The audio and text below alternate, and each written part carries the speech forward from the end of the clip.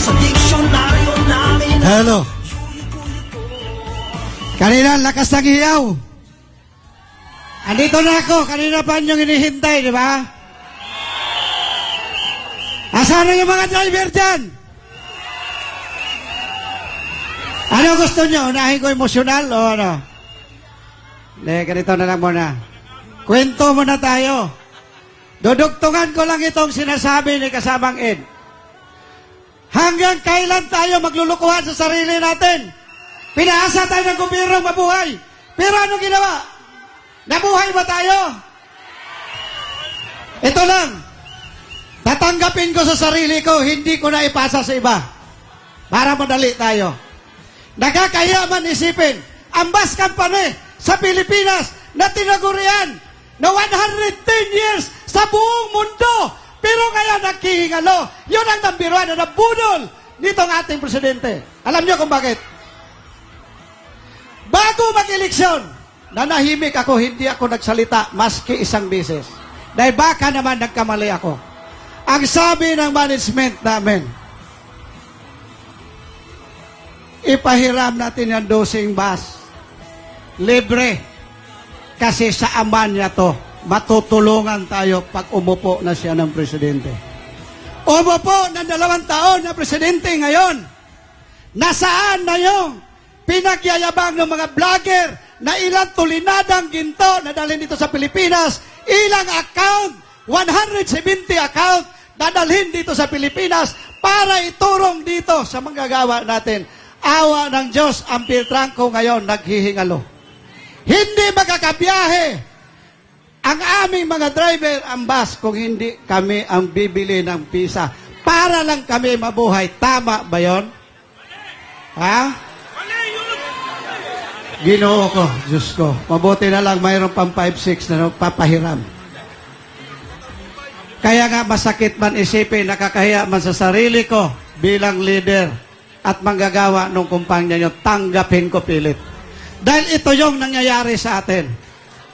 Isa pang nakakalungkot isipin, bago ko doon humantong sa budol na naman uli. Yung narinig ko noong nakaraang araw, mayroon daw bagong wage order, dadagdagan ng 35 pesos, kung di ako nagkamali. Mamaya tatalakayin natin kung bibigyan pala ako ng oras. Para lahat kayo manggagawa, magising. Huwag na kayong magpatulog-tulog sa pansitan. Dahil hanggang nagpatulog-tulog tayo sa pansitan, tuloy-tuloy tayong lulukuhin. Di ba? Nakakasawa na pakinggan. Hindi naman tayo mabudol kung hindi tayo magpapabudol. Bakit? Ulitin ko ang Piltrangco. Narinig ko ang Maharlika Investment Fund, kumita na daw. Hindi ko alam kung kumita. Dahil narinig ko sa balita sa TV, mag-i-invest na daw next year sa ibang bansa dahil kumita na. Aba, bilang masama magmura na ako rito eh. Bakit? Ito muna, unahin yung bahay mo, huwag yung kapitbahay. Hindi ka ba nasiraan ng ulo? Yung anak mo nandito, hindi na makakain ng almusal hanggang tanghalian. Unahin mo pa yung kapitbahay mo. Dito mo ilagak yan kung totoo mayroon yan. Sakipin mo itong pambansa mong bus kasi mayroon ka pinagyayabang modernization. Nasaan ang modernization? Lahat ng bus natin dito puro kaang-kaang. Diba? Sa ibang bansa ang bus pinahalagahan. Hindi sinalaula. Ganon ako ka-emosyon. Bakit? Mamamatay na halos lahat ng empleyado namin, hindi nababayaran. Nagre-retire. Sino ang matutuwa dyan? Walang pakialam ang gobyerno. Gusto pandurugin ito. Yang DO1 with CB4 na yung putang ina yan. Ha?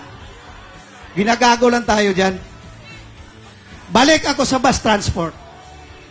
Ang bus transport dapat magkaroon na ng ngipin.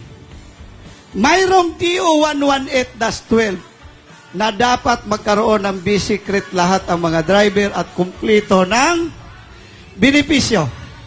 Anong ginawa nito mga hinayupak na ito? Nasunod ba? Ibig sabihin, DO-118-12, 2012, nandiyan na yung batas na yan. May mga abogado pala dito, hindi pa pala yung batas. Department order lang yan. Pero may ngipin din yan. Bakit yung DO-174, department order lang yan eh? Bakit hinaras yung manggagawa? Di ba? Ilan ngayon sa mga bus company? Ikotin ninyo, nandito lahat ng mga vlogger. Tanungin ninyo, ikaw ba mayroon kang basic rate? Ikaw ba nabigyan ng 13-month pay? Ikaw ba na mayroon kang SS Pag-ibig PhilHealth? Ang sagot niyan sa'yo, mayroon kaming SS na kinaltas, mayroon kaming Pag-ibig, mayroon kaming PhilHealth. Ang problema, hindi hinulog ng employer. Nakakatawa yung gobyerno, ano? 3 taon hindi naghulog ang company.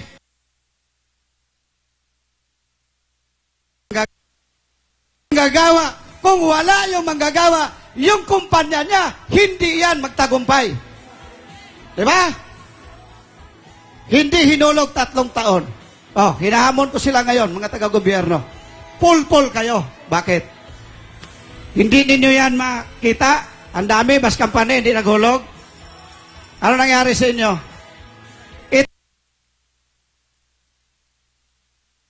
Pasahero. Paano maging safety ito, pasahero, kung ang bus natin pinapabayaan na dapat yan tugunan ng pansin ng gobyerno? Di ba? Oh, balik tayo ngayon. Sa binanggit ng kasama kong kaed. Pasensya na kayo, magle-lecture lang ako ng konti.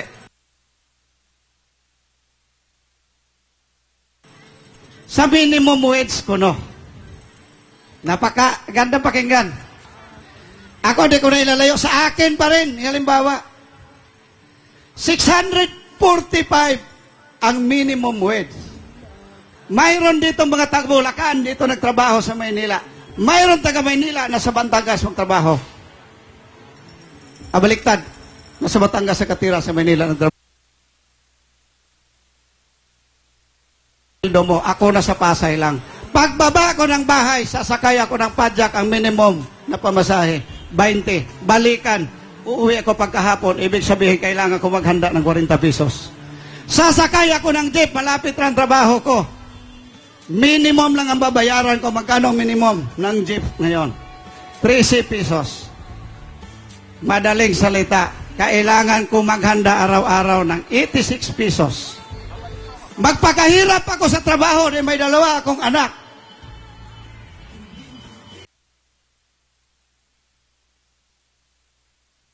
Magkano na? Madaling salita, isusurkat natin, marami pang magsasalita dito. Mayroon na lang 470 matitira sa akin. Iupa ko sa bahay. Sa palagay, pinakamura, 6,000. Ang kurente ko 1,000, ang tubig ko 500, 7,005. Mayroon kang matitira na 6,690 sa isang buwan. I-budget mo yan araw-araw. 223 na lang ang matitira mo, may mag-aral ka pa. Paano mo buhayin pamilya mo? Magpapauto ka pa? Idiretso ko ngayon. Mga labor sector, mga manggagawa, kanina pa ninyo akong makinig na tayong lahat. Makinig tayong lahat. Sa panahon, pagdating ng 2025 election, huwag ninyo ibuto itong mga kandidato na walang ibang ginawa. Kung hindi, lulukuhin lang kayo. Maniwala kayo. Marami na ako ngayong nakita sa pag-iikot ko sa buong Pilipinas. Namimigay na tag 1,000 sa bawat bahay.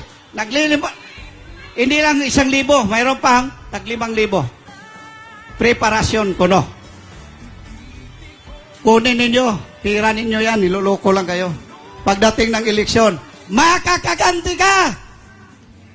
Nabudol ka na, di ba? Kunin mo pira niya, iba iboto mo yung matinong kandidato para siya naman ang mabudol mo.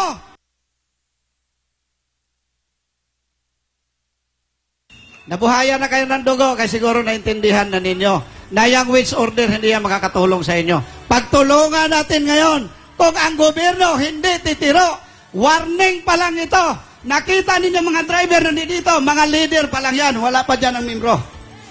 Dahil itong Bus Transport Alliance sa buong Pilipinas ito, pipilitin ko sasamahan ang rally ng maisog sa buong Pilipinas kung kinakailangan.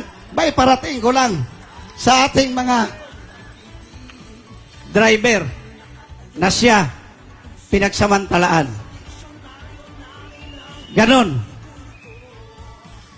Nakakalungkot isipin, pero hindi ako nalungkot dahil natutuwa kayo ngayon. Huwag ka nang umiyak. Dahil tatapusin ko na ito. Tumutulo na kasi yung luha ng ibang makasama natin. Marami pong salamat. Salamat po. Maraming salamat.